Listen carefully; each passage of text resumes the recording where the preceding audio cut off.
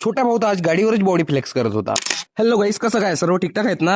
अव्याला सकाळ सकाळी जास्तच थंडी लागत होती. त्याला विष्णू मामाजी दुकानात चाय प्यासाठी आणलं. तिथून मस्त कडक कडक चाय पिली आणि थेट आपल्या बसस्टॉपवर आलो. बसस्टॉपवर आलो तर शिवम भाऊ आपलं मार्गदर्शन करत होता. तेवढ्यात शिवांश भाऊ आला ना, आपल्या ऍक्टिव्हाची चाबी घेऊन आपल्या कावासाकीला लावत होता. छोट्या भाऊ याच्या होता तर त्याच्यासाठी पण थोडासा वेट करून टाकला. काहीच वेळा डीजे वाले भाऊ आणि छोट्या भाऊ आपल्यापाशी येऊनच गेला. बहुत दिनों से ये छोटे छोटे बच्चे मला व्हिडिओत घे करत होते. ते त्याच्याकडून हाय करून घेतला आणि हँडकिस बी करून घेतली आणि सरळ मी आपल्या घराकडे आलो. घरी आलो तर छोट्या भाऊचा फोन आला ना, आपल्याला म्हणत होता पार्सोनली घ्या लागते. पटकन आपल्या ऍक्टिव्हाची चाबी घेतली आणि थेट त्याच्या घराकडे निघालो. इसकी हरकतें देखने के बाद तर मला असं वाटलं याच्या पहिले लग्नच करावं लागते, नाही तर याच्या कानाचे ऑपरेशन करावं लागेल. आम्हाला कोणतेही काम असलं तर पहिले पार्सोनीलाच जावं लागते. पार्सोनीत पोहोचल्यावर पहिले तर सतीश भाऊच्या पांटेल्यावर आलो. तिथं तर आपला प्रेमाचा माणूस भुऱ्या भाऊ भेटला. आपल्याला इंडियन युरियाच्या बॅगा न्यायच्या होत्या तर पहिले गाडीला तेल पाहिजेसाठी पेट्रोल पंपवर आलो. आपलं तर कामच आहे रे भाऊ, खाऊन झाल्यानंतर आपल्याला बांधून पण पाहिजे. पेट्रोल पार्सल बी घेतला आणि थेट सायराम अॅग्रो एजन्सीमध्ये आलो. आपल्याला शेतीसाठी खत औषधी घ्यायच्या असल्या तर आपण ह्याच दुकानात येत असतो. भाऊसाठी 2 इंडियन युरियाच्या बॅग घेतल्या आणि आपल्या ऍक्टिव्हावर सिधवल्या. इंडियन युरियाच्या बॅग गाडीवर मांडल्या आणि रस्त्याने लागलो तर रस्त्यामध्ये आपल्याला समीर दादा भेटले. जाते जाते हमारे मुसलमान या छोट्या भाऊ तो गाडी पे पोजिंग कर रहा था. घरी आलो तो प्रदीप भाऊ आमची वाटच पाहत होता. छोट्या भाऊच्या घरी येऊन त्याच्या इंडियन युरियाच्या बॅगा उतरून दिल्या आणि मी आपल्या घराकडे निघालो. भेटूया नंतरच्या ब्लॉग मध्ये. Bye bye.